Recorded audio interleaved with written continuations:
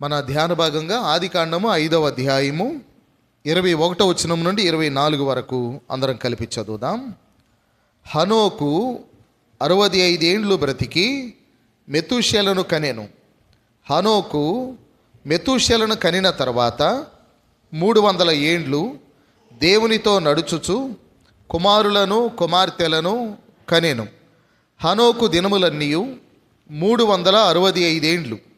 హనోకు దేవునితో నడిచిన తర్వాత దేవుడు అతని తీసుకొని పోయిన గనుక అతడు లేకపోయెను. మరి 2 భాగాలు కూడా నేను చదువుతాను, గమనించండి. హెబ్రీలకు రాసిన పత్రిక 11వ అధ్యాయం, హెబ్రీలకు రాసిన పత్రిక 11వ అధ్యాయము 5వ వచనము.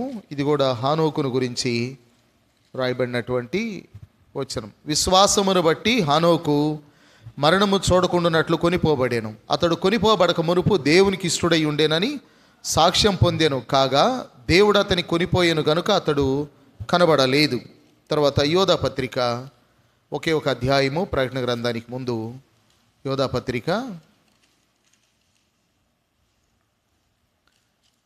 14-15 వచనాలు కలిసి ఉన్నాయి. ఆదాము మొదలుకొని 7వ వాడైన హానోకు కూడా వీరిని గురించి ప్రవచించి ఇట్లా నేను, ఇదిగో అందరికీ తీర్పు తీర్చుటకును వారిలో భక్తిహీనులందరూ భక్తిహీనముగా చేసిన వారి భక్తిహీన క్రియలన్నిటిని గూర్చియు భక్తిహీనులైన పాపులు తనకు విరోధముగా చెప్పిన కఠినమైన మాటలన్నిటిని గూర్చియు వారిని ఒప్పించుటకును ప్రభు తన వేవేల పరిశుద్ధుల పరివారముతో వచ్చాను.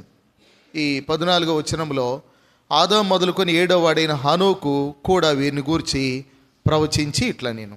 ప్రియులారా, మనం ఈరోజు హనోకు యొక్క జీవితం నుండి కొన్ని ముఖ్యమైనటువంటి విషయాల్ని మనం జ్ఞాపకం చేసుకుందాము.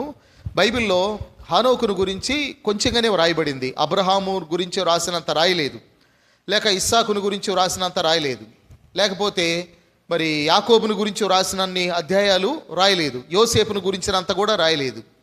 కానీ కొంచెమే రాశారు హనోకును గురించి. కానీ చాలా శ్రేష్టమైన విషయాలు హనోకును గురించి వ్రాయబడ్డాయి. ఎన్నిసార్లు హనోకును గురించి బైబిల్లో వ్రాయబడింది? ఎన్ని చోట్ల?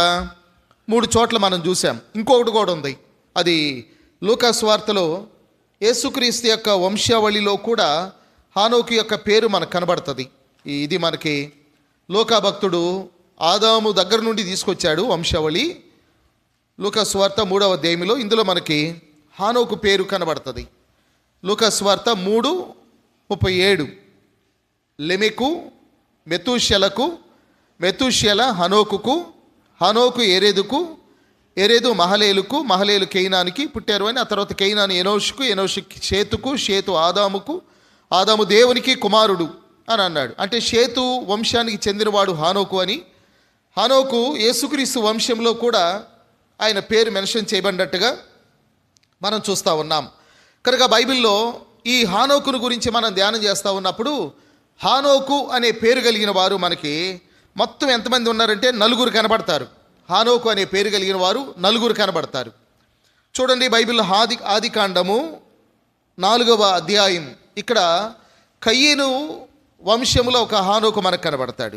ఆదికాండము 4వ అధ్యాయము 17వ వచనములో కయీను తన భార్యను కూడినప్పుడు ఆమె గర్భవతి అయి హనోకును కనెను అన్నారు. ఇప్పుడు ఈ హనోకును కనెనని ఇక్కడుంచి మరలా 5వ అధ్యాయంలో హనోకును గురించి చదివామనుకోండి, 5:21లో ఆ హనోకు ఈ హనోకు ఒకరే అనుకుంటాం. అందుకని అక్కడక్కడ చదవకూడదు, బైబిల్ కంటిన్యూగా చదవాలి. అప్పుడు ఆ హనోకు వేరు, ఇక్కడున్న హనోకు వేరు అని మనకు అర్థమైంది. లేకపోతే ఇక్కడ కొంచెం చదివిన తర్వాత అక్కడ చదివామనుకోండి, అప్పుడు 2 ఒకటే అని అనుకుంటాం. కనుక ఒకసారి ఓ పాస్టర్ గారికి ఒక సంఘంలో మెయిన్ లైన్ చర్చిలో పాస్టర్గా ఉండటానికి ఎవరైనా ఉంటే కనుక మరి అప్లికేషన్ పెట్టుకోవచ్చు. అంటే కొంతమంది అప్లికేషన్ పెట్టుకున్నాక సంఘ పెద్దలు వారికి డెమో క్లాస్ లాగా ఒక ప్రసంగం చెప్పడానికి వాళ్ళందరినీ ఒక్కొక్కరిని పిలుస్తూ ఉంటే ఒక ఆయన వచ్చి చెప్తా ఉన్నాడు. ఏమన్నాడంటే, ఆదియందు దేవుడు భూమి ఆకాశములు సృజించాను, ఆదాము అవ్వల్ని దేవుడు తయారు చేశాడు. ఆదాము యొక్క చిన్న కుమారుడు తప్పిపోయాడు. తప్పిపోయిన తర్వాత దూరదేశానికి వెళ్ళిపోయాడు. పందులు మేపే వాని దగ్గర చేరాడు. కొంతకాలం తర్వాత బుద్ధి వచ్చి తిరిగి వచ్చాడు. గాడిద మీద వస్తూ ఉన్నాడు. వస్తూ ఉండగా ఆయన జుట్టు చెట్టుకు పట్టుకుంది. చెట్టుకు పట్టుకున్న తర్వాత వేలాడుతూ ఉంటే యూదులు వచ్చి ఆయన్ని బాణంతో చంపేశారు. ఆయన భూమికి ఆకాశానికి మధ్య సిలువలో చనిపోయాడు, మూడో దిన తిరిగి లేచాడు, హల్లెలూయా అన్నాడంట. అసలు ఇంత అద్భుతంగా ధారాళంగా ఎక్కడ కామాలు పుల్ స్టాప్ లేకుండా చెప్పాడు. ఈయన వారు సరిపోయినోడని ఆయన పెట్టుకున్నారు పాస్టర్గా. ఎక్కడి నుంచి ఎక్కడికి తీసుకెళ్ళాడు? బైబిల్ మొత్తం తిప్పాడు, ఒక రౌండ్ తిప్పి అవతల పడేసాడు. కనుక మనం బైబిల్ అక్కడక్కడ చదివితే అలానే ఉంటుంది. ఒక ఆయన పాత నిబంధనలో సౌలు గురించి తీసి కొత్త నిబంధనలో సౌలు దాకా తీసుకొచ్చాడు. ఆ సౌలే ఈ సౌలు దమస్కు మార్గంలో వెళుతూ ఉంటే ఆ సౌలు తప్పిపోయాడు, దేవుడు శిక్షిస్తానన్నాడు. చివరికి ఆయన దమస్కు మార్గంలో గుర్రం మీద వెళ్ళిపోతూ ఉంటే దేవుడు ప్రత్యక్షమయ్యాడు. ఆయన కళ్ళ వెంబడి పర్ల వంటి రాయిని ఆయనే పౌలు అన్నాడు. ఆయన ఆ సౌలునే ఇక్కడ పౌలు చేశాడు, పాత నిబంధనల సౌల్ని. కనుక బైబిల్ని అక్కడక్కడ చదివితే ఇలానే ఉంటాయి, అతుకులు బతుకులాగా ఉంటుంది అన్నమాట. అందుకని బైబిల్ కంటిన్యూగా చదవాలి, వరుసనే చదవాలి. ఆదికాండం నుండి ప్రకటన గ్రంథం దాకా మన వరుసనే చదవాలి. అప్పుడు మనకి ఎవరో ఏంటి అనేది ఒక అవగాహన మనకి ఏర్పడుతుంది. అందువలన ఆదికాండం 4వ అధ్యాయంలో 17వ వచనములో ఉన్న హానోకు, ఈయన కయ్యను కుమారుడైన హానోకు. తర్వాత ఆదికాండము 25వ అధ్యాయము ఇక్కడ అబ్రహాము కెతూరాని వివాహం చేసుకున్నాడు. కెతూరాకి జిమ్రాను, యొక్షాను, మెదాను, మిద్యాను, ఇష్బాకు, షూవాహు అనేవారు పుట్టారు. 25:2లో మనం చూస్తాం. ఇందులో మిద్యాను అని ఆయన ఉన్నాడు కదా. ఈ మిద్యాను సంతతిలో హానోకు ఉన్నాడు. 4వ వచనం, ఏయిఫా, ఏఫెరు, హనోకు, అబీదా, ఎల్దాయా అనువారు ఆ మిద్యాను సంతతి వారు. అంటే అబ్రహాము కెతూరా ద్వారా మిద్యానును కంటే ఆ మిద్యాను సంతానములో హానోకు అనేవాడు ఉన్నట్టుగా ఇక్కడ మనం చూస్తూ ఉన్నాం. ఈయన ఇంకొక హానోకు. తర్వాత ఆదికాండము 46వ అధ్యాయం, ఆదికాండం 46వ అధ్యాయము 8-9 వచనాలు. యాకోబును అతని కుమారులను ఐగుప్తునకు వచ్చిరి. ఇశ్రాయేలు కుమారుల పేర్లు ఇవే. యాకోబు జ్యేష్ఠ కుమారుడు రూబేను. రూబేను కుమారులైన హనోకు, పల్లు, హెస్రోను, కర్మి అనేవారు. ఇక్కడ రూబేను కుమారుడు హానోకు. యాకోబు యొక్క జ్యేష్ఠ కుమారుడైన రూబేను కుమారుడి పేరు హానోకు. అబ్రహాము కెతూరా ద్వారా కనిన మిద్యాను కుమారుడి పేరు హానోకు. కయ్యను కుమారుని పేరు హానోకు. అయితే మనం చదివింది వీరిని గురించి కాదు. మనం ఆదికాండం 5వ అధ్యాయంలో షేతు సంతానానికి చెందిన హానోకును గురించి మనం చూస్తున్నాం. ఈయన ఎరేదు కుమారుడు అని ఆదికాండం 5వ అధ్యాయం 21 నుండి 24 వచనాల్లో ఉన్న హానోకును గురించి మనం చూస్తూ ఉన్నాం. అయితే మనం ఈ 4-5 అధ్యాయాల్లో 2 హానోకులు మనకున్నారు కదా. 4వ అధ్యాయంలో ఉన్న హానోకేమో భక్తిహీనుల సంతానానికి చెందినవాడు. 5వ అధ్యాయంలో ఉన్న హానోకేమో భక్తిపరుల సంతానానికి చెందినవాడు. పేరు ఒకటే, కానీ భక్తిపరులు భక్తిహీనులు. కాబట్టి భక్తిహీనుల సంతానానికి చెందిన హానోకు ఉన్నాడు, భక్తిపరుల సంతానానికి చెందిన హానోకు ఉన్నాడు. 2 హానోకులను ఇక్కడ మనం చూస్తూ ఉన్నాం. 4వ అధ్యాయము భక్తిహీనుల వంశావళి, అది కయ్యను వంశావళి. 5వ అధ్యాయము భక్తుల వంశావళి, అది షేతు వంశావళి. బైబిల్లో ఆదికాండములో ఉన్న 50 అధ్యాయాల్లో షేతు వంశావళికి చెందిన 7 గొప్ప వ్యక్తులు, వారి పేర్లు హెబ్రీలకు రాసిన పత్రిక 11వ అధ్యాయంలో విశ్వాస వీరుల పట్టికలో రాశారు. ఆదికాండము 50 అధ్యాయాల్లో షేతు వంశావళికి చెందిన 5 గొప్ప వ్యక్తులు, వారి పేర్లు విశ్వాస వీరుల పట్టిక అయిన హెబ్రీ పత్రిక 11వ అధ్యాయంలో రాశారు. కయ్యను వంశావళికి చెందిన ఒక్కరి పేర్లు కూడా మెన్షన్ చేయలేదు. కానీ మనము గొప్ప వ్యక్తులుగా 7 మనం చూడగలం. అందులో ఒకరు హేబేలు, ఈయన షేతు కంటే ముందున్నవాడు. తర్వాత హానోకు, తర్వాత నోవాహు, తర్వాత అబ్రహాము, తర్వాత ఇస్సాకు, యాకోబు, యోసేపు. హెబ్రీ పత్రిక 11వ అధ్యాయంలో ఆదికాండములకు సంబంధించిన 7 ముఖ్య వ్యక్తులు. వీళ్ళని మనం చూస్తాం. అయితే వీళ్ళని గురించి హెబ్రీ పత్రిక 11వ అధ్యాయంలో రాసినప్పుడు ఒక్కొక్కరిని గురించి ఒక్కొక్క విషయాన్ని ప్రస్తావించాడు కదా. ఇప్పుడు హేబేలు గురించి చెప్పినప్పుడు అర్పణ గురించి చెప్పాడు, ఆరాధన గురించి చెప్పాడు, దేవుణ్ణి ఎలా ఆరాధించాడో చెప్పాడు. అంటే హేబేలు ఆరాధనను మనకి ఎలా చేయాలో నేర్పిస్తూ ఉన్నాడు. క్రైస్తవుని ఆరాధన ఎలా ఉండాలో హేబేలు దగ్గర నుంచి మనం నేర్చుకుంటాం. కనుక ఆదివారం మనం కొన్ని పదాలు తెలుసో తెలియక వాడుతూ ఉంటాం. కొన్ని చోట్లకు పోతే బల్ల విరవడానికి అంటారు. ఆదివారం దేనికి? బల్ల విరవడానికి. వాళ్ళు బల్లలు ఇరుస్తారు, కుర్చీలు కూడా ఇరుస్తారు, తర్వాత మైకులు కూడా విరుస్తారు. బల్ల విరవడానికి కాదు, రొట్టె విరవడానికి మనం వచ్చేది. బైబిల్లో ఉన్న పదం ఏంటంటే ఆదివారమున రొట్టె విరుచుటకు మేము కూడుకొనగా. కొంతమంది బల్లారాధన కాదు, ప్రభుని ఆరాధించడం. బలను ఆరాధించం మనం. ఆ సమయం వరకు బలనాడు పెడతాం, దాని మీద రొట్టె ద్రాక్షరసం ఉంటుంది, ప్రభు బలలో పాలు పంపులు పొందుతాం, అయిపోయినాక ప్రక్కన పెడతాం. పాత నిబంధనలో ఉన్నట్టుగా ఆ వస్తువులు అలాగ మనమే పెట్టి అలా ఆరాధించాం. అతి పరిశుద్ధ స్థలం ఏమీ లేదు ఇక్కడ. అవసరానికి వాటిని మనం ఉపయోగించుకుంటాం, ప్రక్కన పెడతాం, వాటిని మనం ఆరాధించాం. మనం ఆరాధించేది ప్రభుని. పాత నిబంధనలో ఉన్న బల్ల ప్రభుని చూపిస్తూ ఉంది, రొట్టెలు ప్రభుని చూపిస్తూ ఉన్నాయి, పాత్రలు ప్రభుని చూపిస్తూ ఉన్నాయి, దేవాలయము ప్రభుని చూపిస్తూ ఉంది. అందులో ఉన్న ధూపవేదిక ప్రభువుకు పోలిక, గంగాళం ప్రభువుకు పోలిక, తర్వాత మందసం ప్రభువుకు పోలిక, ఆ తర్వాత బలిపీఠం ప్రభువుకు పోలిక. కనుక పాత నిబంధనలో ఉన్న వాటన్నిటినీ ప్రభువుకు పోల్చి మనం చూస్తాం. అందువలన మనం బలను ఆరాధించాం, ప్రభుని ఆరాధిస్తాం. బల విరవడానికి రాం, రొట్టె విరవడానికి వస్తాం. మన ఆరాధన దేవునికి ఇంపైనదిగా ఉండడానికి మనం కంటికి కనబడే అర్పణలతో కాదు, మన హృదయపూర్వకమైన అర్పణలతో ప్రభుని మనం ఆరాధిస్తాం. కనుక బైబిల్ ఒక మాట అన్నాడు, వారు పెదవులతో నన్ను ఆరాధిస్తూ ఉన్నారు కానీ వారి హృదయం నాకు దూరంగా ఉంది. అలాంటి అర్పణ కాదు. కనుక హేబేలు మనకేమి నేర్పుతాడంటే క్రైస్తవుడు ఎలా ఆరాధించాలి అనేది నేర్పుతాడు. రెండవది, హానోకును గురించి చూసినప్పుడు హానోకు యొక్క నడకను గురించి చెప్పాడు కదా. హానోకు దేవునితో నడిచాను అన్నప్పుడు క్రైస్తవుని నడక ఎలా ఉండాలి? బైబిల్లో షోలమిత్తిని గురించి మాట్లాడుతూ పరమగీతాల్లో ఒక మాట అన్నాడు. పరమగీతముల గ్రంథములో షోలమిత్తిని గురించి రాయబడిన ఒక మాట చూడండి, ఒక చక్కటి మాట.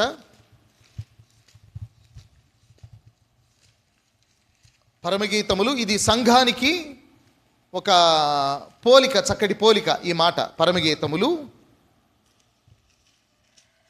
7వ అధ్యాయం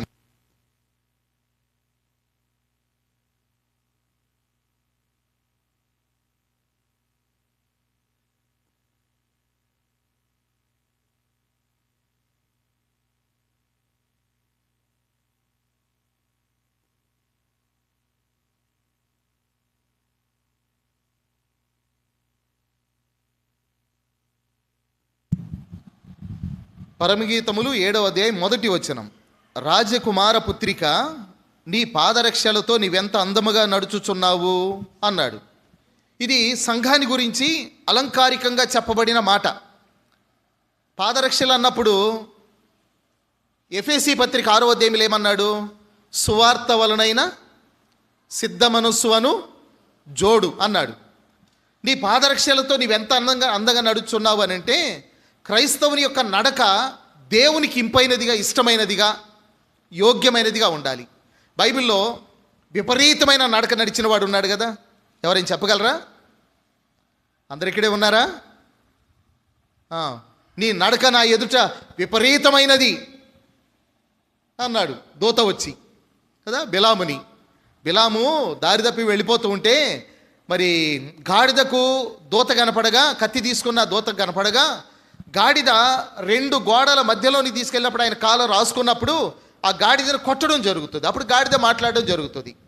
ఆ తర్వాత దూత నిలవబడి దూత మాట్లాడుతూ అంటాడు కదా, నీ నడక నా ఎదుట విపరీతమైనదిగా ఉంది, అందుకే నిన్ను చంపడానికి నేను వచ్చా, నీ ఎదుట నిలవబడ్డాను, కానీ ఆ గాడిద నిన్ను తప్పించిందని దూత మాట్లాడడం జరుగుతుంది. కనుక కొంతమంది విపరీతమైన నడక కలిగిన వారు ఉన్నారు.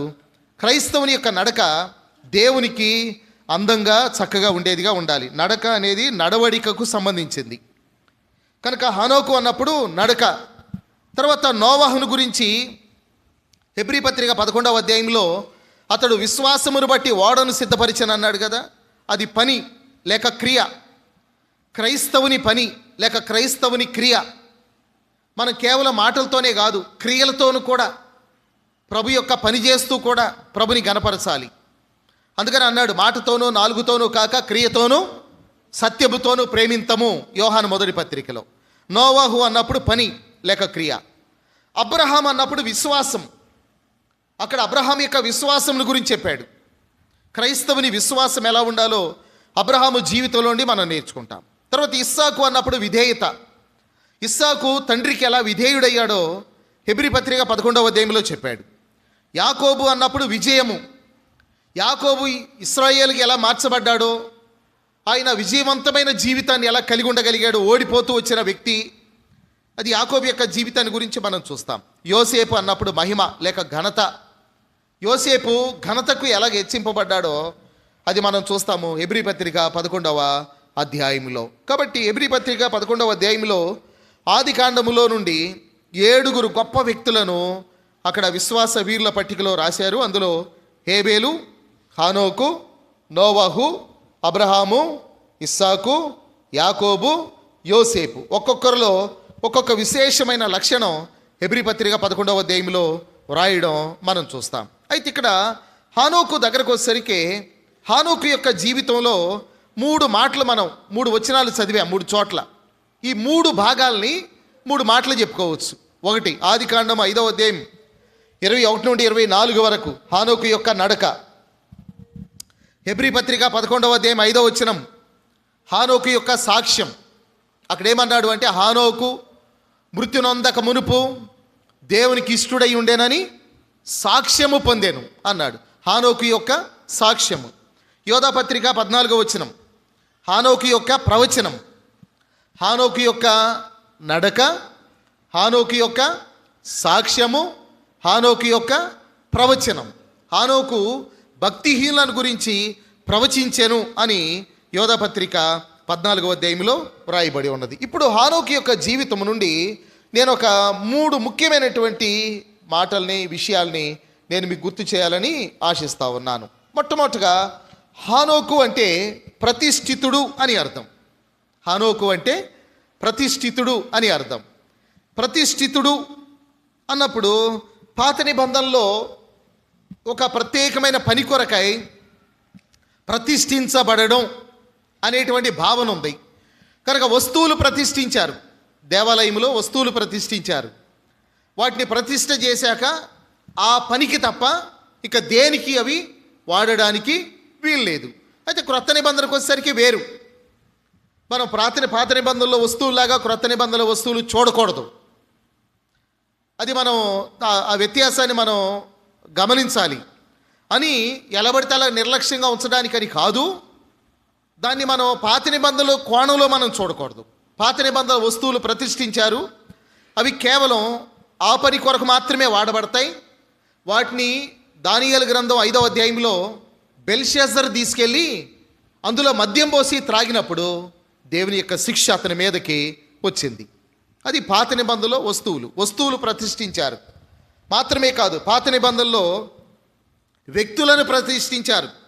లేవీలు, యాజకుల ప్రతిష్ట. తర్వాత పాత నిబంధనలో హన్న తన కుమారుణ్ణి దేవుని కొరకు ప్రతిష్ఠించింది, సమూయేల్ని. తర్వాత సమూయేలు సౌలును, దావీదుని రాజులుగా ప్రతిష్ఠించాడు. యాజకులుగా ప్రతిష్ఠించబడ్డవారు ఉన్నారు, రాజులుగా ప్రతిష్ఠించబడ్డ వాళ్ళు ఉన్నారు. వారు ఆ పని కొరకు.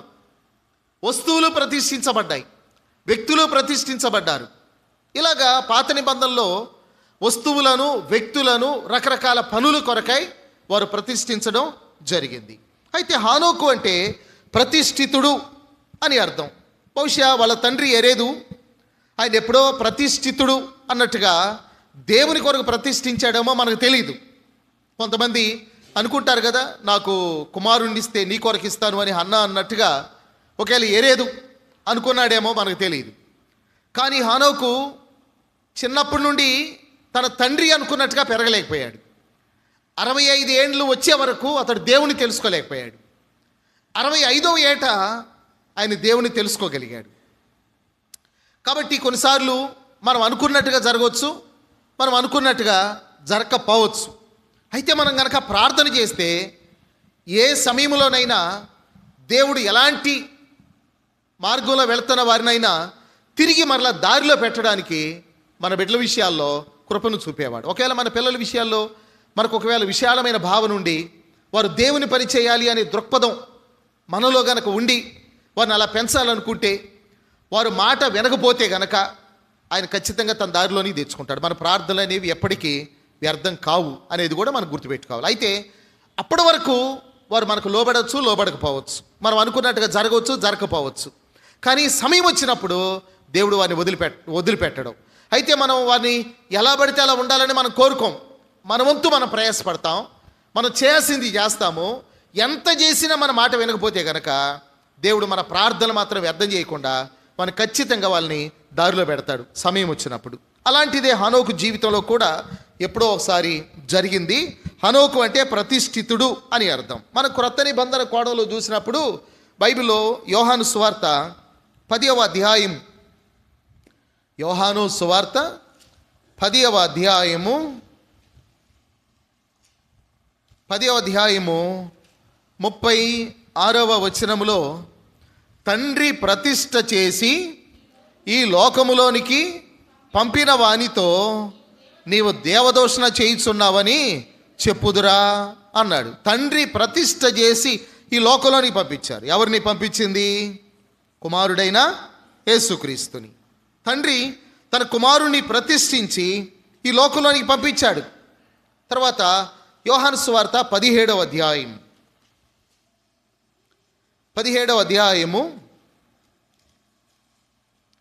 17వ వచనం 17 సత్యమందు వారిని ప్రతిష్ఠ చేయుము, నీ వాక్యమే సత్యము అన్నాడు. సత్యమందు వారిని ప్రతిష్ఠ చేయుము అన్నాడు. ఎవరిని? శిష్యులను, ప్రభు నమ్మిన వారిని, ప్రభుని వెంబడించే వారిని. తండ్రి తన కుమారుని ఎలా ప్రతిష్ఠించాడో తనను నమ్మిన వారిని, తను వెంబడించే వారిని ప్రతిష్ఠించమని యేసు ప్రభువారు తండ్రిని అడుగుతా ఉన్నాడు. కనుక సత్యమందు వారిని ప్రతిష్ఠ చేయుము, నీ వాక్యమే సత్యం అన్నాడు కదా. ఆ తర్వాత మనం ఇంకా యోహాను సువార్త ఇదే 17వ అధ్యాయము 19వ వచనములో ఇలా అన్నాడు, వారు సత్యమందు ప్రతిష్ఠ చేయబడినట్లు వారి కొరకై దాన్ని ప్రతిష్ఠ చేసుకొనుచున్నాను అన్నాడు. అంటే యేసు ప్రభుని తండ్రి ప్రతిష్ఠించి ఈ లోకానికి పంపాడు. యేసుక్రీస్తు వారు తను వెంబడించే వారిని ప్రతిష్ఠ చేయమని చెప్పాడు, తండ్రిని అడిగాడు. ప్రతిష్ఠింపబడిన వారి కొరకు మన ప్రభు ప్రతిష్ఠించుకున్నాడు. ప్రతిష్ఠింపబడిన వారి కొరకై మన ప్రభు ప్రతిష్ఠించుకొని మన విషయంలో ఆయన చాలా శ్రద్ధను తీసుకునేవాడని మనం ఎరుగుదాం. అందుకని ఆయన తండ్రి కుడి పార్శ్వమున మన కొరకై విజ్ఞాపన చేస్తూ ఉన్నాడు. ఎందుకని? ఆయన మన కొరకు ప్రతిష్ఠించుకున్నాడు కనుక తండ్రి చేత మనం అందరము కూడా ప్రభుని ఎప్పుడైతే నమ్మామో అప్పుడు ప్రతిష్ఠింపబడిన వారం అనే విషయాన్ని మనం జ్ఞాపకం చేసుకోవాలి. కొంతమంది అభిషేకం అనే దాని విషయంలో మరి చాలా విపరీతమైనటువంటి దూరంలోనికి వెళ్ళిపోతున్న వారు కూడా ఈ దినాల్లో ఉన్నారు. వారు వాక్యాన్ని చదవరు, వాక్యానికి భిన్నంగా వారు చెప్పినవి వీరు చెప్పినవి వినేసి అలాగా వెళ్ళిపోతున్న వారు ఉన్నారు. అయితే అభిషేకం అన్నప్పుడు బైబిల్లో యోహాను మొదటి పత్రిక 2వ అధ్యాయంలో ఇలా చెప్పాడు. యోహాను మొదటి పత్రిక 2వ అధ్యాయము 27వ వచనం, అయితే ఆయన వలన మీరు పొందిన అభిషేకము మీలో నిలుచుచున్నది గనుక ఎవడునూ మీకు బోధింపనక్కరలేదు. ఆయన ఇచ్చిన అభిషేకము సత్యమే కానీ అబద్ధము కాదు. అది అన్నిటిని గూర్చి మీకు బోధించుచున్న ప్రకారముగాను ఆయన మీకు బోధించిన ప్రకారముగాను ఆయనలో మీరు నిలుచుచున్నారు అన్నాడు. మీరు ఆయన వలన అభిషేకం పొందినవారు, దేవుని వలన తండ్రి వలన అభిషేకం పొందినవారు. ఆయన ఇచ్చిన అభిషేకం సత్యమే కానీ అబద్ధం కాదు. కానీ ఇంకా అభిషేకించు అభిషేకించు అభిషేకించు అభిషేకించు అని ఇలాంటి ప్రార్థనలు మనం వింటాం. బలముగా అభిషేకించు, అదేంటో నాకు అర్థం కాదు. మరి ఆ బలంగా అభిషేకించడం అంటే వాళ్ళు ఏ వాక్యాన్ని బట్టి అలా అనుకుంటున్నారో నాకు అర్థం కాదు. దేన్ని దానికి కలుపుతున్నారు, ఏ వాక్యాన్ని దానికి కలుపుతున్నారో నాకు అర్థం కాలేదు. వాళ్ళు అనుకున్న భావన వేరై ఉండొచ్చు. కానీ తండ్రి వల్ల మనం అభిషేకించబడ్డాం. మనం ఎప్పుడైతే ప్రభుని నమ్మామో, ఎప్పుడైతే మారు మనసు పొందామో, ఎప్పుడైతే బాప్తిస్మం పొందామో, ఎప్పుడైతే నమ్మి బాప్తిస్మం పొందిన తర్వాత పరిశుద్ధాత్మ దేవుడు మనలోనికి వచ్చాడో, అప్పుడు తండ్రి వలన మనం అభిషేకం పొందాం. అది కేవలం సేవకులు మాత్రమే కాదు. మీలో లేక మీరు అన్నప్పుడు యోహాను ఎవరికి రాస్తున్నాడు ఈ మాటలో? విశ్వాసులకు. దేవుని బిడ్డలమైన మనం అందరము కూడా తండ్రి వలన అభిషేకము పొందినవారం. తండ్రి వలన అభిషేకం పొందినవారం. మనమందరం పరిశుద్ధులం, మనమందరము నీతివంతులుగా చేయబడ్డాం. అయితే దేవుడు సంఘ క్షేమాభివృద్ధి కొరకై కొందరిని కాపురుగాను, కొందరిని ప్రవక్తలుగాను, కొందరిని అపోస్తలుగాను, కొందరిని ఉపదేశకులుగాను, కొందరిని సువార్థికులుగాను ఆయన నియమించాడు. ఎఫెసీ పత్రిక 4వ అధ్యాయంలో సంఘ క్షేమం కొరకు. ఈ బాధ్యతలు వేరు, కానీ మారు మనసు అందరికీ ఒకే రకంగా. తర్వాత దేవుని రాజ్యంలో భాగ్యము అందరూ ఒకే రకంగా, ఒకే సమయంలో మనమందరం ప్రభు రాకడ వచ్చినప్పుడు సజీవులమైన మనం ఎత్తబడతాము. మనకంటే ముందు నిద్రించిన వారు అందరిని వెంటబెట్టుకొని వస్తాడు ఆయన ఒకేసారి. ర్యాప్చర్ ఒకేసారి. తర్వాత అభిషేకం. ఎవరైతే ప్రభుని నమ్మి మారుమనసు పొంది బాప్తిసం పొందారో అందరూ కూడా అభిషేకం పొందిన వారే, తండ్రి యొక్క అభిషేకాన్ని పొందిన వారే. అది సత్యమే అని చెప్పాడు, అది అబద్ధం కాదని కూడా చెప్పాడు. ఇంకా కొంతమందికి వాళ్ళు అనుకున్న అభిప్రాయాలు వేరై ఉండొచ్చు. సంవత్సరాల తరబడి వారి మనసులో ఆయిల్ పెయింట్తో రాసుకొని ఉంటారు. అది చెరపడం అనేది కష్టం. చాక్ పీస్తో రాస్తే ఊరిని చెరపొచ్చు. బోర్డు మీద చాక్ పీస్తో రాసామనుకోండి ఊరిని చెరపొచ్చు. ఆయిల్ పెయింట్తో రాశారనుకోండి అది చెరపడం చాలా కష్టం, కిరోసిన్ అవసరం. తర్వాత కొంతమంది అలాగనే వాళ్ళు చెప్పినవి వీళ్ళు చెప్పినవి విని అలాగ రాసుకున్న వాళ్ళు ఉన్నారు గుండెల పైన. ఇక అదే భావనతో ఉంటారు వాళ్ళు అదే భావనతో ఉండడమే కాదు, నాలాంటి వాడు ఎవడైనా ఎలాంటి వాక్యం చూపిస్తే నేను చెప్పేది తప్పు అన్నట్టుగా అనుకునేవారు కూడా ఉన్నారు. కానీ బైబిల్ చెప్తుంది తండ్రి వలన మనం అభిషేకం పొందిన వారం. హానోకు అంటే ప్రతిష్ఠితుడు అని అర్థం అన్నమాట. కాబట్టి మనం తండ్రి వలన ప్రతిష్ఠించబడ్డాం, అభిషేకం పొందిన వారము అనేటువంటి విషయాన్ని మనం ఇక్కడ జ్ఞాపకం చేసుకోవాలి. అందువలన మన తండ్రి వలన ప్రతిష్ఠించబడ్డాం గనుక మనం ఈ లోకంలో దేవుని కొరకు నమ్మకంగా జీవించవలసిన వారమై ఉన్నామని మనం గుర్తుపెట్టుకోవాలి. రెండవది, హనోకు దేవుని చేత కొనిపోబడిన వాడు. బైబిల్లో దేవుని చేత కొనిపోబడిన వాడు అని ఆదికాండం 5వ అధ్యాయంలోనూ చెప్పాడు, ఎబ్రీ పత్రిక 11వ అధ్యాయంలో కూడా చెప్పాడు. ఎబ్రీ పత్రిక 11:5లో ఇలా అన్నాడు కదా, విశ్వాసమును బట్టి హానోకు మరణము చూడకుండానట్లు కొనిపోబడెను అన్నాడు. అతడు కొనిపోబడక మునుపు దేవునికి ఇష్టడై ఉండే నేను సాక్ష్యం పొందాను, కాగా దేవుడు అతని కొనిపోయాను కనుక అతడు కనబడలేదు అన్నాడు. కనుక బైబిల్లో మరణము చూడకుండా కొనిపోబడిన హానోకును గురించి ఇక్కడ మనం చూస్తూ ఉన్నప్పుడు ఆదికాండం 5వ అధ్యాయంలో ముగ్గురు విశేషమైన వ్యక్తులు. ఒకరేమో ఆదాము, పుట్టుక లేనివాడు. 2 హానోకు, మరణం లేనివాడు. 3వ వ్యక్తి మెతూషెల, ఆయన అందరికంటే ఎక్కువ కాలం జీవించిన వాడు. ఎంతకాలం జీవించాడు ఆయన? 969 సంవత్సరాలు మెతూషెల. ప్రపంచ చరిత్రలో మానవ జాతిలో అందరికంటే ఎక్కువగా బ్రతికిన వాడు మెతూషెల. ముగ్గురు విశేషమైన వ్యక్తులు. ఒక ఆయనకి జననం లేదు, ఒక ఆయనకి మరణం లేదు, ఒక ఆయన అందరికంటే ఎక్కువగా బ్రతికిన వాడు. ఇందులో మరణము లేకుండా కొనిపోబడిన వాడు హానోకు అనే విషయాన్ని మనం చూస్తాం. అయితే ఈ 5వ అధ్యాయాన్ని, ఆదికాండం 5వ అధ్యాయాన్ని ఒక భక్తుడు ఏమన్నాడంటే సమాధుల తోట అన్నాడు. మనం ఎవరినైనా బరియలు చేసే కార్యక్రమం అప్పుడు వెళ్ళినప్పుడు మనం కేవలము ఆ ఒక్క బరియల కార్యక్రమాన్ని చూసుకొని రాము. అక్కడికి వెళ్ళిన తర్వాత ఒకవేళ సమయం ఉందనుకోండి ఏం చేస్తాం? వేరే సమాధులు చూస్తాం, వాళ్ళ పేర్లు చదువుతాం, వారి జననము మరణం 2 చూస్తాం. అలాగా ఒకవేళ మనకు సంబంధించిన వ్యక్తులు ఉంటే వాళ్ళది కూడా మనం చూస్తాం, ఎలా ఉందో చూస్తాం. అప్పుడే కదా వెళ్ళి చూసేది. ఇంకా తర్వాత కొంతమంది సమాధుల పండుగకి వెళ్తారనుకోండి, వాళ్ళకి అది పండగ. కనుక మనకు సమాధుల పండుగ లేదు. ఎందుకంటే ప్రభు పునరుద్ధానుడై తిరిగి లేచాడు. ఆయన ఇక్కడ లేడు, ఆయన సజీవుడు. మీరు ఎందుకు మృతుల్లో ఆయన వెతుకుతున్నారు అన్నాడు. అందుకని మనం అక్కడ వెతకం. కాబట్టి మనకు సమాధుల పండుగ లేదు. కొంతమంది అలాగే సమాధుల పండుగ చేసేవాళ్ళు ఉన్నారు, వాళ్ళు అప్పుడు వెతుకుతారు. కానీ మామూలుగా బరియలప్పుడు వెతుకుతాం. సమాధుల తోట అన్నారు ఆదికాండం 5వ అధ్యాయాన్ని. అలాగ వెతుకుతూ ఉన్నప్పుడు, అలాగ నడుచుకుంటూ వెళుతున్నప్పుడు జననము మరణము మధ్యలో ఒక చిన్న గీత ఉంటుంది. ఒక భక్తుడు అన్నాడు, మానవుని యొక్క జీవితం అంటే ఏమీ లేదు, జననానికి మరణానికి మధ్యలో ఉన్న ఒక చిన్న గీత అన్నాడు. అందుకని బైబిల్ చెప్తుంది, మీరు ఇంతలో కనబడి అంతలో మాయమయ్యే ఆవిరి వంటి వారే అన్నాడు. ఊరికినే తరిగిపోతాయి దినాలు. 2025 ఏముంది, అయిపోయింది. చివరి ఆదివారం. నేతగాని నాడివలే నా దినాలు తరిగిపోతున్నాయి, పొగవలే ఎగిరిపోతున్నాయి అన్నాడు కీర్తనకారుడు. అందుకని అంటాడు 102వ కీర్తనలో, నీ సంవత్సరములు తరగవు, నీ సంవత్సరములకు అంతము లేదు, నీ సంవత్సరములు యుగయుగములుండును అని అన్నాడు. మనమేమో ఊరికినే తరిగిపోయే కాలాన్ని మనం కలిగి ఉన్నాం, కరిగిపోయే కాలాన్ని కలిగి ఉన్నాం. కనుక ఇంక కొద్ది కాలం, ఎంతకాలం బ్రతుకుతాం భూమి మీద? ఇంకా మనకంటే ముందు చాలామంది వెళ్ళిపోయారు. ఇంకా మహా అయితే కొద్ది కాలం బ్రతుకుతాం. మనిషి యొక్క ఆయుష్ రాను రాను చాలా తరిగిపోతుంది.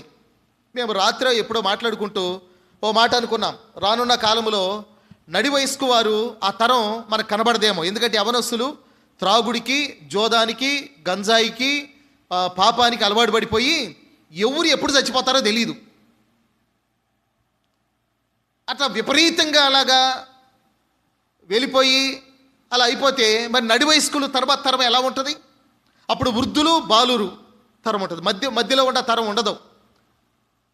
కొద్ది కాలానికి కాలం ఎలా మారుతుందో మనకు తెలియదు. ప్రభుని నమ్ముకుంటే తప్ప, లేకపోతే ఎవరెంతకాలం బ్రతుకుతారు ఎవరికి తెలుస్తుంది? కొంతమంది విపరీతంగా బైకులు నడుపుకుంటూ యాక్సిడెంట్లు చేసుకునేవాళ్ళు, ఇంకా రకరకాల వ్యసనాలకు బైబిల్ అందే చెప్తుంది, నువ్వు అధికంగా దుర్మార్గ పనులు చేయొద్దు, బుద్ధిహీనంగా తిరగవద్దు, నీ కాలమునకు ముందుగా నీ వేళ చనిపోదువు. ప్రసంగి గ్రంథం 7:17లో ఆ మాట వాడాడు. మనిషి యొక్క జీవితం చాలా స్వల్పమైంది. కాబట్టి మనం హానోకును గురించి చూసినప్పుడు అదొక సమాధుల తోట అన్నారు ఆదికాండం 5వ అధ్యాయం. అందులో నడుస్తూ ఉన్నప్పుడు జనన మరణమును గురించిన విషయాలు ఉన్నాయి. ఒక్కొక్కరిని గురించి పుట్టుక, మరణం, జననము, మరణము రాశారు. హానోకు దగ్గరకు వచ్చేసరికి ఒకవేళ అలాంటి సమాధి ఏదన్నా ఉండి, అలాంటి రాయి ఏదన్నా ఉంటే జననం ఉంటుంది కానీ మరణము లేదు హానోకుది.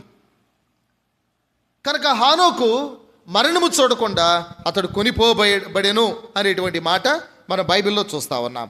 బైబిల్లో మరణం చూడకుండా కొనిపోబడిన వారు ఎవరెవరు ఉన్నారు? ఇద్దరు కనపడతారు కదా మనకి. ఒకరేమో హానోకు, రెండో వ్యక్తి ఏలియా.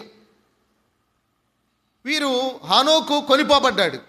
ఎలా కొనిపోబడ్డాడు తెలీదు. కొనిపోబడిన వారు కూడా ఉన్నారు బైబిల్లో. మరి ఏలియా ఎలా కొనిపోబడ్డాడు? అగ్ని రథములు కదా, గుర్రములు, అగ్ని రథాలతో కొనిపోబడ్డాడు. మరి ఇంకా కొనిపోబడిన వారిని బైబిల్లో మనం చూస్తే లాజరు కొనిపోబడ్డాడు కదా. ఎవరి చేత? దేవదూతల చేత కొనిపోబడ్డాడు. మరి మనం కూడా కొనిపోబడతాం కాలం వచ్చినప్పుడు, ప్రభు రాకడ వచ్చినప్పుడు. మనం ఎలా కొనిపోబడతాం? మేఘాల మీద కొనిపోబడతాం. హానోకు ఎలా కొనిపోబడ్డాడో మనకు తెలియదు. ఏలియా అగ్ని, గుర్రములు, రథములతో కొనిపోబడ్డాడు. లాజరు దేవదూతల చేత కొనిపోబడ్డాడు. మనం మేఘాల మీద కొనిపోబడతాం. అతి త్వరలో ప్రభు మధ్యాకాశానికి వచ్చినప్పుడు మేఘాల పైన మనం కొనిపోబడదుము అన్నాడు కదా. తెస్సలోనికీయులకు రాసిన మొదటి పత్రికలో 4వ అధ్యాయంలో అపోస్తలుడైన పౌలు ఈ మాటలో రాశాడు. తెస్సలోనికీయులకు రాసిన మొదటి పత్రిక 4వ అధ్యాయము 16వ వచనం, ఆర్భాటముతోనూ ప్రధాన దూత శబ్దముతోనూ దేవుని బోరతోనూ పరలోకము నుండి ప్రభు దిగివచ్చును. క్రీస్తునందుండి మృతులైన వారు మొదట లేతురు. ఆ మీదట సజీవులమై నిలిచి ఉండు మనము వారితో కూడా ఏకముగా ప్రభుని ఎదుర్కొనుటకు ఆకాశ మండలమునకు మేఘముల మీద కొనిపోబడుదుము. కాగా మనము సదాకాలము ప్రభుతో కూడా ఉందమన్నాడు. మనము ఆకాశ మండలమునకు మేఘముల మీద కొనిపోబడదుము. ఒక కాలం వస్తూ ఉంది, అప్పుడు మనం మేఘాల మీద కొనిపోబడతాం. చాలా స్పష్టంగా బైబిల్లో మనం చూస్తాం. కనుక మరణం చూడకుండా కొనిపోబడిన వారు ఇప్పటి వరకు ఇద్దరు మనకు కనబడతా ఉన్నారు, హానోకు, ఏలియాలు. కానీ ఒక కాలం వస్తూ ఉంది, ఆ కాలమున లక్షల మంది మరణం చూడకుండా కొనిపోబడతారు. బైబిల్లో కొరింథీయులకు రాసిన మొదటి పత్రిక 15వ అధ్యాయం, కొరింథీయులకు రాసిన మొదటి పత్రిక 15వ అధ్యాయంలో యేసు ప్రభు మధ్యాకాశానికి వచ్చినప్పుడు కడబోర శబ్దం వినబడగా లక్షల మంది, కోట్ల మంది ప్రజలు, దేవుని నమ్మిన వారు రెప్పపాటు కాలములో సజీవంగా వారు కొనిపోబడతారు. 15వ అధ్యాయం 51 నుండి, ఇదిగో మీకు ఒక మర్మం తెలుపుచున్నాను, మనమందరము నిద్రించమంటే మరణించము కానీ నిమిషములో ఒక రెప్పపాటున కడబోరం రోగ కానీ మనమందరం మార్పు పొందుదుము, బోరం రోగును. అప్పుడు మృతులు అక్షయులుగా లేపబడుదురు, మనం మార్పు పొందుదుము. క్షయమైన ఈ శరీరము అక్షయతను ధరించుకొనవలసి ఉన్నది, మర్త్యమైన ఈ శరీరము అమర్త్యతను ధరించుకొనవలసి ఉన్నది. ఈ క్షయమైనది అక్షయతను ధరించుకొనినప్పుడు, ఈ మర్త్యమైనది అమర్త్యతను ధరించుకొనినప్పుడు విజయమందు మరణము మృంగివేయబడెను అని వ్రాయబడిన వాక్యము నెరవేరును. ఓ మరణమా నీ విజయం ఎక్కడ? ఓ మరణమా నీ ముల్లెక్కడ? చాలు. ఇక్కడ ఒక భక్తుడు దీన్ని ఇలా వర్ణించాడు. 2 గుంపులు ఉంటారంట. ఒకరేమో ఓ మరణమా నీ విజయం ఎక్కడా అంటారంట. ఇంకో గుంపేమో ఓ మరణమా నీ ముల్లెక్కడా అంటారంట. అంటే 2 గుంపులు అంటే ఏంటి? మనకంటే ముందుగా మరణించిన వారిని ప్రభు వెంట పెట్టుకొని మధ్యాకాశానికి వచ్చినప్పుడు వారు అంతకుముందు మరణం పొందారు. మరణం అనుకుంది నేను గెలిచాను వెళ్ళనని, కానీ వారు సజీవులుగా లేపబడ్డారు. యోహాను సువార్త 5వ అధ్యాయంలో సమాధులు తెరవబడ్డాయి. వారు బయటకు వచ్చారు మనుష్య కుమారుని శబ్దాన్ని విని. అప్పుడు వారు ప్రభుతో కూడా మధ్యాకాశానికి వచ్చినప్పుడు, మనం ఇక్కడి నుంచి వారిని ఎదుర్కోవడానికి వెళ్తున్నప్పుడు ముందు వారు అనే మాట ఏంటంటే, ఓ మరణమా నీ విజయం ఎక్కడా, మేము గెలిచాం అంటారంట. వారు కింద నుంచి ప్రభుని ఎదుర్కోవడానికి వెళ్ళేవారు ఓ మరణమా నీ ముల్లెక్కడా, మేము మరణం చూడకుండానే వెళ్ళిపోతున్నాం అంటారట కింద నుంచి వెళ్ళేవాళ్ళు. ఒక భక్తుడు దాన్ని వ్యాఖ్యానం చేశాడు అలాగా. కాబట్టి మరణం చూడకుండా మనం కొనిపోబడే ఒక కాలం రాబోతా ఉంది ప్రభు మధ్యాకాశానికి వచ్చినప్పుడు. హానోకు ఎలా కొనిపోబడ్డాడో మనకైతే తెలియదు, కానీ మనల్ని కొనిపోవడానికైనా మేఘాలను పంపించబోతా ఉన్నాడు. మేఘాలపైన మనం కొనిపోబడదుము అనే విషయాన్ని మనం జ్ఞాపకం చేసుకోవాలి. అయితే మనం కొనిపోబడక మునుపు బైబిల్ ఏం చెప్తుందంటే, అతడు కొనిపోబడక మునుపు దేవునికి ఇష్టడై ఉండేనని సాక్ష్యం పొందాను. మనం కూడా కొనిపోబడాలంటే దేవునికి ఇష్టలుగా మనం ఉండాలి అనే విషయాన్ని మనం జ్ఞాపకం చేసుకోవాలి. ర్యాప్చర్ వచ్చినప్పుడు ఒకవేళ విమానం నడిపేవాడు కనుక విశ్వాస అయితే అక్కడి నుంచి అక్కడికి వెళ్ళిపోతాడు ఇంకా. అందుకని అమెరికా వాళ్ళు ఏం చేస్తూ ఉంటారంటే, ఒక విశ్వాసిని ఒక అవిశ్వాసిని పెడతారంట పైలట్లుగా. అందుకని ఒకవేళ విశ్వాసి పోతే అవిశ్వాసి ఫ్లైట్ని జాగ్రత్తగా ల్యాండ్ చేయటానికి. అందుకు కానీ క్రిస్మస్ రోజు కొంతమంది ప్రార్థనకు రాని వాళ్ళు కూడా ఉన్నారు. ఎందుకంటే కొత్త బట్టలు కొనక, లేకపోతే కొన్న బట్టలు నచ్చక, లేకపోతే మరలా మార్పించుకోవడానికి మరలా గుంటూరు పోయి మరలా షాప్కి వెళ్ళి మరలా వాటిని వెతుక్కుంటూ రానోళ్ళు కూడా ఉన్నారు. యేసుప్రభు రాకడ వచ్చినప్పుడు అవన్నీ వదిలిపెట్టిపోతాం. ఒకవేళ ఎత్తబడితే కనుక ఒక్క చీర కూడా తీసుకెళ్ళవు నువ్వు. మా అమ్మ పెట్టింది, మా నాయన పెట్టాడు, మా తాతయ్య పెట్టారు, లేకపోతే 10,000 రూపాయల చీర ఎన్ని అనుకో, ఏమీ పట్టుకెళ్ళవు. ప్రభు నమ్మని వాళ్ళందరూ కూడా వాటిని వాడుకుంటారు భూమి మీద ఉన్నప్పుడు. నీ వస్తువులు, నీ వాహనాలు, నీ బట్టలు, నీ బంగారం, నీ వెండి, నీ ఇల్లు, నీ వాకిలి, ఏది కూడా ఏది నీతో రాదు. మనం రెప్పపాటు కాలంలో మహిమదేహాన్ని ధరించుకొని వెళ్ళిపోతాం అంతే.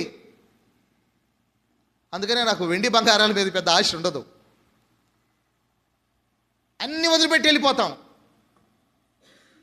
అంటే బంగారం కొనుక్కోవడం తప్పని నేను అంటలేదు. ఎప్పుడైనా ఆపదలు కలిగినప్పుడు పెట్టుకొని శుభ్రంగా వాడుకోవడానికి ఉపయోగపడతాయి. కానీ దాని మీద ప్రేమ ఏమి లేదు. అలాంటిది ఏమీ పట్టుకెళ్ళాం, అన్నీ వదిలిపెట్టి వెళ్ళిపోతాం. ఒకవేళ లోతు భార్య ఇలాగ వెనక్కి తిరిగి చూస్తే ఉప్పు స్తంభం అవుతారా? ఆ ఉప్పు స్తంభం అయింది. అలా చూసేవాళ్ళు ఎవరో ఎత్తబడలేరు. ఆ మనస్సు ఉంటే కనుక మనం ఎత్తబడలేము. అందులోనే మనం కొనిపోబడేది మేఘాల మీద. మన మనసు అంతా బరువుగా ఉందనుకో, మనం ఎగరలేం. అందుకని బరువంతా దించుకోవాలి, తేలిగ్గా ఉండాలి, ప్రశాంతంగా ఉండాలి ప్రభుని ఎదుర్కోవడానికి. ఎప్పుడు బరువులు మోసుకుంటూ తిరగకూడదు, లేనిపోయిన భారాలు మోసుకుంటూ. కాబట్టి ప్రభు రాకడ త్వరలో రాబోతూ ఉంది. మనం మేఘాల మీద కొనిపోబడతాం. హానోకు దేవుని చేత కొనిపోబడ్డాడు. అయితే అతడు కొనిపోబడక మునుపు అతడు దేవునికి ఇష్టడై ఉండేనని సాక్ష్యం పొందాడు. కనుక హానోకు దేవుని చేత కొనిపోబడ్డాడు. ఒకటి, హానోకు అంటే ప్రతిష్ఠితుడు. మనం దేవునికి ప్రతిష్ఠించబడిన వారం. ఈ లోకంలో నమ్మకంగా బ్రతికినంత వరకు నమ్మకంగా జీవించాలి. 40 దినాల భక్తి కాదు మంది, జీవితకాల భక్తి. అది గుర్తుపెట్టుకొని నమ్మకంగా జీవించాలి. రెండవది, హానోకు దేవుని చేత కొనిపోబడ్డాడు. మనం కూడా ఒక దినాన్ని మేఘాలపైన కొనిపోబడతాం గనక మనం దేవునికి ఇష్టలుగా ఉండాలి. మూడవది, హానోకు యొక్క నడకను గురించి మనం కొన్ని మాటలు జ్ఞాపకం చేసుకుందాం. హానోకు అంటేనే ఆయన నడకను గురించి మనం చూస్తాం. ఆయన 65 సంవత్సరాలు మరి దేవునితో నడవనటువంటి కాలం 65 ఏండ్లు. ఆ తర్వాత 300 ఏండ్లు అతడు దేవునితో నడిచెను అన్నాడు కదా. ఆదికాండం 5వ అధ్యాయంలో ఈ మాట మనం చూస్తాము. అతని జీవితం ఎప్పుడు మారిందో మనకి దీన్ని బట్టి అర్థమవుతుంది. 5వ అధ్యాయం 21. హానోకు 65 ఏండ్లు బ్రతికి మెతూషెలను కనెను. హానోకు మెతూషెలను కనిన తర్వాత 300 ఏండ్లు దేవునితో నడుచుచు కుమారులను కుమార్తెలను కనెను. అంటే హానోకు దేవునితో నడవడం ఎప్పుడు మొదలుపెట్టాడు? కుమారుని కనిన తర్వాత, మెతూషెల పుట్టిన తర్వాత. మెతూషెల అంటే అర్థం ఏంటో తెలుసా? అతడు చనిపోయినప్పుడు అది వచ్చును. అతడు చనిపోయినప్పుడు అది వచ్చును. ఏది వచ్చును? జలప్రళయము వచ్చును అనే అర్థం ఉంది. మెతూషెల చనిపోయినప్పుడు జలప్రళయం వస్తుంది. దేవుడు బయలుపరిచాడు ఆ విషయాన్ని. ఆ వాక్యాన్ని బట్టి లేక ఆ మాటను బట్టి అది హానోకుకు సువార్తలాగా వినబడింది. హానోకు దేవుణ్ణి నమ్ముకొని దేవునితో నడవడం మొదలుపెట్టాడు. హానోకు జీవితంలో 2 భాగాలు. దేవునితో నడవని కాలం 65 ఏండ్లు, దేవునితో నడిచిన కాలం 300 ఏండ్లు. ప్రతి విశ్వాస జీవితంలో కూడా 2 భాగాలు ఉంటాయి కదా. దేవుని నమ్మక ముందు ఒక జీవితం, దేవుని నమ్మిన తర్వాత ఒక జీవితం. కొంతమందికి అంతా ఒకే జీవితం, ఎందుకంటే నమ్మలేదు కనుక. నమ్మనోళ్ళు ఒకే జీవితం. కొంతమంది నామకార్థ క్రైస్తవులు ఉంటారు, వాళ్ళతో కూడా ఎప్పుడూ ఒకే జీవితం. గుడికైతే వెళ్తారు కానీ మారు మనసు అనుభవం అనేది ఉండదు కనుక ఎప్పుడూ ఒకే రకమైన జీవితం. కానీ కొంతమందిలో నిజమైన మార్పు కలుగుతుంది. వారు ప్రభుని నమ్ముతారు, ప్రభు వైపు తిరుగుతారు, ప్రభు కొరకు సాక్షిగా బ్రతుకుతారు. అంతకుముందున్న వేషధారణ జీవితం ఉండదు, ఇప్పుడు నమ్మకంగా ఉంటారు.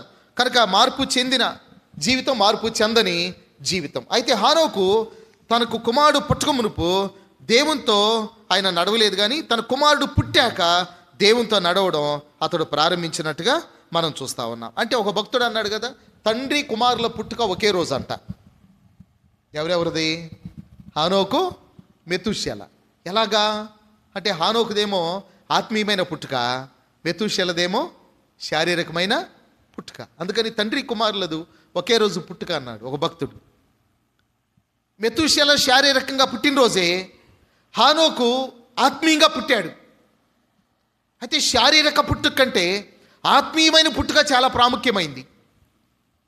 ఒక భక్తుడు అన్నాడు, మనం 2 సార్లు జన్మిస్తే ఒకసారి మరణిస్తాం, మనం ఒక్కసారి జన్మిస్తే 2 సార్లు మరణిస్తాం అన్నాడు. అంటే ఏంటి? మనం 2 సార్లు పుట్టడం అంటే ఒకటి శారీరకమైన పుట్టుక, రెండవది మారు మనసు పొందినప్పుడు నూతన జన్మ అనుభవం, క్రొత్తగా జన్మించడం. అలా 2 సార్లు పుడితే ఒకసారి మరణిస్తాం, శారీరక మరణం మాత్రమే. రెండవ మరణం అంటే అది అగ్ని, నరకాగ్ని. కానీ ఒక్కసారే పుడితే రెండోసారి మారు మనసు అనుభవం, రెండోసారి పుట్టుక, క్రొత్త జన్మ అనేది లేకపోతే కనుక 2 సార్లు మరణిస్తాం. ఒకటి శారీరక మరణం, రెండవది నరకం, అక్కడ అగ్ని ఆరదు, పురుగు చావదు. ఇది 2వ మరణం అన్నాడు ప్రకటన గ్రంథం 21వ అధ్యాయంలో. కాబట్టి మనం 2 సార్లు పుడితే ఒకసారి మరణిస్తాం, ఒకసారి పుడితే 2 సార్లు మరణిస్తాం. హానోకు 2 సార్లు పుట్టిన అనుభవాన్ని హానోకులో మనం చూడగలం. ఒకటి శారీరక పుట్టుక, రెండవది ఆత్మీయమైన పుట్టుక. తన కుమారుడు ఎప్పుడైతే పుట్టాడో అతడు మరణించినప్పుడు జలప్రళయం వచ్చిందనే మాట ఎప్పుడైతే హానోకు విన్నాడో, గ్రహించాడో, అప్పుడు మారుమనసు పొందినట్టుగా మనం చూస్తాం. అయితే ఆయన నడకను గురించి మనం ఆలోచించినప్పుడు 3 విషయాలు తెలుసుకోవచ్చు హానోకు యొక్క నడకను గురించి. ఒకటి, హానోకు దేవునితో నడిచిన కాలము యొక్క పరిస్థితులు, ఆనాటి కాలము అప్పటి పరిస్థితులు. దేవునితో నడవడం అనేది అన్నీ బాగున్నప్పుడు నడవడం వేరు. కానీ హానోకు ఆ కాలము ఎలాంటి కాలములో దేవునితో నడిచాడు అని అంటే, అప్పుడున్న పరిస్థితులు ఎలా ఉన్నాయి? మరి ఇప్పుడు 5వ అధ్యాయంలో కదా హానోకు దేవునితో నడిచాను, దేవునికి ఇష్టడై ఉండేను, ఈ మాటలు మనం చూసాం కదా. ఇప్పుడు దానికి ముందు 4వ అధ్యాయం ఉంది కదా. 4వ అధ్యాయంలో ఆనాటి కాలం ఎలా ఉందో ఒకసారి చూద్దామా. ఆనాటి కాలము 4వ అధ్యాయము 17వ వచనములో, నేను మధ్యలో అక్కడక్కడ చదువుతాను, మీరు గమనించండి. అప్పుడు అతడు ఒక ఊరు కట్టించి ఆ ఊరికి తన కుమారుని పేరును బట్టి హానోకు అనే పేరు పెట్టాను అన్నాడు. ఇది కయ్యూను కుమారుడైన హానోకు ఈ ఒక ఊరు కట్టించి దానికి హానోకు అనే పేరు పెట్టాడు. అంటే దీన్ని ఏమన్నారంటే పట్టణీకరణ అని అన్నారు. అంటే అభివృద్ధి పొందుతున్నటువంటి పరిస్థితి, ప్రజల్లో కొంత మార్పులు రావడం. ఇప్పుడు పట్టణం లేక ఊరిని కట్టించడం అంటే రోడ్లు, భవనాలు, తర్వాత ఇంకా సైడ్ కాలువలు వేయడం, ఇవన్నీ అంటే మనుషులు అనేక మంది ఒక చోట నివసించడానికి ఏమేం కావాలో అవన్నీ కూడా ఏర్పాటు చేయటం, అభివృద్ధి చెందడం. ఆ కాలం అభివృద్ధి చెందుతున్నటువంటి కాలం అది ఒకటి. రెండవది 19వ వచనములో లెమెకు 2 స్త్రీలను పెళ్లి చేసుకున్నాడు అన్నాడు. దీన్ని పోలిగామి అన్నారు, బహుభార్యత్వం. ఓ పక్కేమో అభివృద్ధి, పట్టణీకరణ, రెండో ప్రక్కేమో బహుభార్యత్వము. తర్వాత 4వ అధ్యాయము 20వ వచనములో ఆదా యాబాలును కనెను, అతడు పశువులు గలవాడై గుడారములలో నివసించు వారికి మూల పురుషుడు అన్నాడు. గుడారములు ఏర్పాటు చేసుకున్నారు. అప్పటివరకు చెట్టల్లో, పుట్టల్లో, గుహల్లో ఉన్నవారు గుడారాలు ఏర్పాటు చేసుకున్నారు. మరలా ఇక్కడ అభివృద్ధి కనబడుతుంది. అభివృద్ధి ఒకటి, తర్వాత బహుభార్యత్వము, మరలా అభివృద్ధి, గుడారాలు తయారు చేయటం, అభివృద్ధి కనబడుతుంది. ఆ తర్వాత 21, అతని సహోదరుని పేరు యూబాలు, ఇతడు సితారాను, సానికను వాడుక చేయి వారందరికీ మూల పురుషుడు. సంగీత పరికరాలు, మానసిక ఉల్లాసం కొరకు, మనోల్లాసం కొరకు, మనిషి ఆనందం కొరకు కొన్ని పరికరాలు తయారు చేయటం మనం చూస్తాం. కనుక మనుషుడు సంగీత పరికరాలు తయారు చేసి దాని ద్వారా మానసిక ఉల్లాసాన్ని, ఆనందాన్ని అనుభవిస్తున్నటువంటి పరిస్థితులు అవి. తర్వాత 22వ వచనం, మరియు సిల్లా తూబల్కయీనును కనెను, అతడు పదును గల రాగి పనిముట్లన్నిటినీ, ఇనుప పనిముట్లన్నిటినీ చేయివాడు అన్నాడు. కనుక రాగి ఎప్పుడు కనుగొన్నారు, ఇనుము ఎప్పుడు కనుగొన్నారు, చరిత్రలో రకరకాల కాలాలు చెప్తా ఉన్నారు. సరే, అవన్నీ ప్రక్కన పెడితే బైబిల్ సత్యం గనక, బైబిల్లో మరి ఆదాము తర్వాత, హానోకు తర్వాత కొన్ని తరాలు గడవకు మునిపే రాగిని, ఇనుమును తయారు చేసే పనిముట్లను వారు కనుగొన్నట్టుగా మనం చూస్తాం. అంటే వారిలో ఎంత గొప్ప జ్ఞానం అభివృద్ధి చెందుతుందో మనం దీన్ని బట్టి అర్థం చేసుకుంటాం. కనుక బైబిల్లో ప్రసంగి గ్రంథంలో ఒక మాట అన్నాడు, దేవుడు నరుని హృదయంలో శాశ్వత కాల జ్ఞానాన్ని ఉంచాడు. కనుక మనుషులు కాలం గడిచే కొద్దీ జ్ఞానం సంపాదించడం కాదు, శాశ్వత కాల జ్ఞానం అనేది మనుషుల యొక్క హృదయాల్లో దేవుడు మొదటి నుంచి ఉంచాడు. కాకపోతే ఒక్కొక్క కాలంలో ఒక్కొక్క రకంగా అభివృద్ధి పొందుతూ వచ్చారు. కనుక మొదట్లో ఉన్నవారు కూడా చాలా జ్ఞానం కలిగిన వారు. ఇప్పుడు మొదటి మానవుడు ఆదాము ఉన్నాడండి. ఆదాముకి పేర్లు పెట్టడం ఎలా తెలుసు? అసలు ఏ పేరు లేనిది క్రొత్తగా నువ్వేదన్న పేరు పెట్టాలంటే ఎన్ని పేర్లు పెట్టగలవు? ఆదాము పేర్లు పెట్టాడని ఎంత జ్ఞానము ఆదాముకి! అంటే జ్ఞానం అనేది దేవుడు మొదటి నుండి మానవుని యొక్క హృదయంలో ఉంచాడు, మనసులో. అంతేగాని కోతి తర్వాత మానవుడయ్యాడు, ఆ తర్వాత జ్ఞానం పొందాడు, ఇది కాదు. ఏదో కోతి చెప్పినంత మాత్రాన్ని మనం కోతులు అవుతామా? మనం దేవుని స్వరూపంలో చేయబడ్డాం, దేవుని బిడ్డలం. కనుక శాశ్వత కాల జ్ఞానం దేవుడు మానవ హృదయంలో ఉంచాడు. జ్ఞానం అభివృద్ధి చెందుతున్న కాలం. రాగి, ఇనుప పనిముట్లు తయారు చేస్తూ ఉన్నారు. ఆ తర్వాత 23, 24 లెమెకు తన భార్యలతో, ఓ ఆదా, ఓ సిల్లా, నా పలుకు వినుడి. లెమెకు భార్యలారా, నా మాట ఆలకించుడి. నన్ను గాయపరిచినందుకై ఒక మనుషుని చంపి తిని, నన్ను దెబ్బ కొట్టినందుకై ఒక పడుచువాన్ని చంపి తిని. 7 అంతలు ప్రతిదండన కయ్యూను కోసం వచ్చిన ఎడల లెమెకు కోసము 77 అంతలు ఓర్చున్నా నేను. అంటే తాను నరహత్య చేయటం మాత్రమే కాకుండా లెమెకు అనేటువంటి అతను మరి దాన్ని బట్టి అతిశయపడుతున్నటువంటి కాలం. కాబట్టి అలాంటి కాలం అది హానోకు దేవునితో నడిచిన కాలం. ఓ ప్రక్క అభివృద్ధి, జ్ఞానము, సంగీత పరికరాలు, బహుభార్యత్వము, రాగి ఇనుప పనిముట్లు తయారు చేయటం, తర్వాత నరహత్య, దాన్ని బట్టి అతిశయపడడం. కాబట్టి ఇవన్నీ కూడా అభివృద్ధి, నైతిక పతనం. ఓ ప్రక్క మానవ అభివృద్ధి, రెండో ప్రక్క నైతికంగా పతనం కావడం. అలాంటి కాలంలో హానోకు దేవునితో కూడా నడిచినవాడు. మనం 5వ అధ్యాయంలో హానోకు దేవునితో నడవడాని గురించి చూస్తాం. 6వ అధ్యాయంలో కూడా, అంటే 4కి 6కి మధ్యలో హానోకు దేవునితో నడిచాడు. హానోకు ఉన్న కాలాన్ని మనం ఆలోచించడానికి 6వ అధ్యాయం కూడా మనం చూస్తే 6వ అధ్యాయం 2వ వచనం, దేవుని కుమారులు నరుల కుమార్తెలు చక్కని వారిని చూచి వారందరిలో తమకు మనస్సు వచ్చిన స్త్రీలను వివాహం చేసుకొనిరి. అప్పుడు యెహోవా నా ఆత్మ నరులతో ఎల్లప్పుడూ వాదించదు, వారు తమ అక్రమం విషయంలో నర్మాతులై ఉన్నారు అన్నాడు. వారి హృదయం యొక్క తలంపుల్లోని చెడుతనం అంతా ఎల్లప్పుడూ కేవలం చెడ్డది అన్నాడు 5వ వచనంలో. ఇలాంటి కాలములో హానోకు దేవునితో కూడా నడిచినవాడు. కాబట్టి మనం దేవునితో నడవడానికి అన్నీ మనకు అనుకూలంగా ఉండక్కర్లా. ప్రతికూలంగా ఉన్న కాలంలో కూడా మనకు మనస్సు ఉంటే, హృదయం ఉంటే, ఆశ ఉంటే దేవునితో నడవచ్చు. కనుక కమ్యూనిస్టు దేశాల్లో ఇదివరకు రష్యా అవన్నీ కూడా కమ్యూనిస్టు దేశాలు. యేసుప్రభుని నమ్ముకుంటే వారికి శిక్షలు ఉండేవి. అలాంటి కాలంలో వారు ఏం చేసేవారు, యేసుప్రభుని నమ్ముకున్న వారు అలాంటి పరిస్థితుల్లో కూడా చాలా నమ్మకంగా జీవించారు. వన్య ఒక సైనికుడు, ఎంత అద్భుతమైన సాక్షి జీవితం. వన్య పుస్తకం మనం చదువుతుంటే దేవుని కొరకు ఎంత అద్భుతంగా జీవించాడు అతడు రష్యాలో, ఆ సోవియట్ యూనియన్ ఆ కాలంలో. ఇంకా అనేక మంది స్త్రీలు. కనుక వాళ్ళు దేవుణ్ణి ప్రేమించేవారమైతే పరిస్థితులు అనుకూలంగా ఉన్నా లేకపోయినా మనం దేవుని ప్రేమించడంలో వెనుకంజ వేయం. అంతేగాని వీళ్ళ మీద సాకులు చెప్పి నేను ప్రార్థన చేసుకుందాం అనుకుంటే మా ఇంట్లో కుదరదు, వాకింగ్ చదువుదాం అనుకుంటే కుదరదు, అంతా డిస్టర్బ్ చేస్తారు, అటు చేస్తారు ఇటు చేస్తారని జనం మీద నెపాలు మోపేవారు కూడా చాలామంది ఉన్నారు. కాబట్టి అలా కాదు. హానోకు ప్రతికూల పరిస్థితుల్లో కూడా దేవునితో కూడా నడిచినవాడు. రెండవది, హానోకు దేవునితో కొనిపోబడు వరకు నడిచినవాడు, అంటే చివరి వరకు నడిచినవాడు. హానోకు మధ్యలో దేవునితో నడుస్తూ ఆగలేదు. హానోకు నడకలో ఆలస్యం లేదు. తెరహు అంటే ఆలస్యం. అబ్రహాము తెరహు బయలుదేరి దేవుని పిలుపు విని వారు పాలస్తీనా బయలుదేరినప్పుడు కొంత దూరం వచ్చిన తర్వాత ఆగిపోయారు కొంతకాలం. ఆ తర్వాత తెరహు చనిపోయాక అబ్రహాము తన ప్రయాణాన్ని ప్రారంభించాడు. తెరహు అంటే ఆలస్యం. ఈ తెరహు వల్లే ఆలస్యమైంది వారి ప్రయాణం.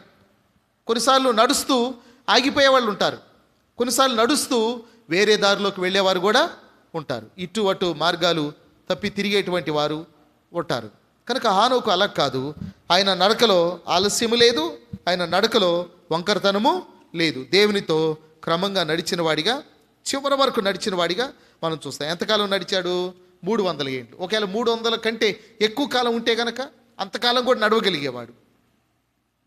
అది హానోకు జీవితంలో మనం చూస్తాం. తర్వాత నడక యొక్క ముగింపు మనం చూస్తే హానోకును దేవుడు తీసుకొని పోతాడని హానోక్కి దేవుడు బయలుపరిచాడు. హానోక్కి తెలుసు. బైబిల్లో ఏలియా కొనిపోబడక మునుపు ఏలియా దేవుని చేత కొనిపోబడతాడని ఏలియాకు తెలుసు, ఏలియా దగ్గర ఉన్న శిష్యులకి తెలుసు. వారు ఏలియా వెంబడి ఉన్న ఎలీషాతో ప్రవక్తల శిష్యులు ఇలా అన్నారు, నీ యజమానుని దేవుడు ఈవేళ కొనిపోతాడని నీకు తెలుసా అని వాళ్ళు అన్నారు. రాజుల 2వ గ్రంథం 2వ అధ్యాయంలో, రాజుల 2వ గ్రంథం 2వ అధ్యాయం 3వ వచనం, రాజుల 2వ గ్రంథం 2వ అధ్యాయం 3వ వచనం, బేతేలులో ఉన్న ప్రవక్తల శిష్యులు ఎలీషా యొద్దకు వచ్చి, నేడు యెహోవా నీ యొద్ద నుండి నీ గురువును పరమునకు తీసుకొని పోవునని నీవు ఎరుగుదువా అని ఎలీషాను అడుగగా అతడు, నేను ఎరుగుదును, మీరు ఊరకుండండి అన్నాడు. అంటే ఎలీషాని దేవుడు పరమునకు తీసుకొని, ఏలియాను దేవుడు పరమునకు తీసుకొని వెళ్ళిపోతాడని ఎలీషాకు తెలుసు, ప్రవక్తల శిష్యులకు కూడా తెలుసు. అంటే ఏలియా చెప్పుండొచ్చు, నేను ఇలాగా అగ్ని గుర్రములు రథములు వస్తాయి, నేను వెళ్ళిపోతాను పరమునకు, సుడిగాలిలో వెళ్ళిపోతాను నేను అని. అలాగనే హానోకును దేవుడు తీసుకొని పోతాడని హానోకు తెలిసి ఉండొచ్చు. ఇప్పుడు మనం మేఘాల మీద కొనిపోబడతామని మనకి ఎలాగ బైబిల్ చెప్తుందో హానోకు కూడా దేవుడు చెప్పి ఉండొచ్చు. అయితే హానోకు చెప్పినప్పుడు అప్పుడున్న వారు చాలా ఎగతాళి చేస్తుంటారు. ఒకరోజు హానోకు కనబడలేదు. బైబిల్ అదే చెప్తుంది, దేవుడు అతన్ని కొనిపోయిన కనుక అతడు కనబడలేదు. హెబ్రీ పత్రిక 11:5. కనబడలేదు అంటే వెదికారనే కదా అర్థం. కనబడలేదు అంటే వెదికారని అర్థం, కానీ కనబడలేదు. బైబిల్లో మోషే, ఏలియా రథాల మీద సుడిగాలిలో వెళ్ళిపోయిన తర్వాత ప్రవక్తల శిష్యులు ఎలీషా దగ్గరకు వచ్చి, దైవజనుడా, నీ గురువుని ఆ సుడిగాలి ఎక్కడన్నా వదిలిపెట్టిందే, పడేసిందేమో, మేము వెతుకుతాం అని అంటే ఎలీషా వద్దన్నాడు. కానీ వాళ్ళు బలవంతం చేసి వారు వెతికారు, 3 దినాలు వెతికారు, కానీ ఎక్కడ కనబడలేదు. అలాగా హానోకును కూడా వెతికొండొచ్చు, కానీ హానోకు కనబడలేదు.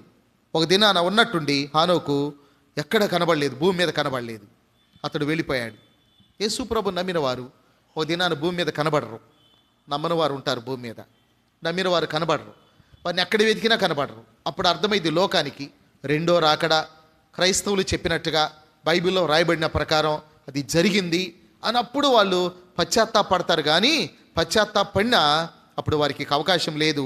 7 ఏండ్ల శ్రమలు, ఆ తర్వాత అంతము అనేది లోకాన్ని చుట్టుముడతాయి. కాబట్టి మనం హానోకును దేవుడు తీసుకొని పోయినట్టే, ఏలియాను తీసుకొని పోయినట్టే మనల్ని కూడా తీసుకొని పోతాడు. గనక మనం సంసిద్ధులుగా ఉండి చివరి వరకు దేవునితో నడుస్తూ నమ్మకంగా మన వంకర మార్గాల్లోనికి తిరగకుండా దేవుని యొక్క అడుగుజాడల్లో మనం నడుస్తూ, ఆయన అడుగుల్లో మనం నడుస్తూ, మరి ప్రతికూల పరిస్థితుల్లో కూడా నమ్మకంగా దేవుణ్ణి వెంబడించడానికి ప్రభు యొక్క సహాయాన్ని మనం కోరుకుందాం. ఈ 2025 సంవత్సరం జనవరి నుండి మరి డిసెంబర్ నెల చివరి ఆదివారం వరకు ఈ సంవత్సరం అంతా మనం ఎలా నడిచాం?